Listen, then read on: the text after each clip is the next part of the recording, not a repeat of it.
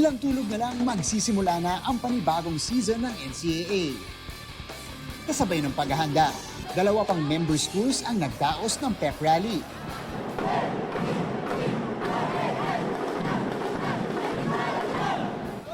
Festive ang pep rally ng Kolehiyo de San Juan de Letran. Big boost daw ang pep rally na ito para sa Knights na unang sasabak sa basketball tournament. Sobrang support nila sa amin at iba yung expectation nila sa amin ngayong season. And dadali namin yun at magiging inspiration namin sa paggamit ng aming pangarap. We expect them to still continue the Arriba spirit. Our teams are learning from these experiences, these successes. Yung 101 belongs to Letran. Sa gym naman ng University of Perpetual Help System Delta sa Las Piñas. Dumalo sa pep rally ang teams mula sa iba't ibang sport.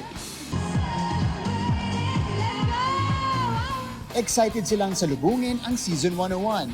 Nakasabay rin ang pagdiriwang ng anniversary. There's a saying that everything you touch will turn into gold. So this year, as we celebrate our 50th anniversary, I believe our players are ready to go for the gold.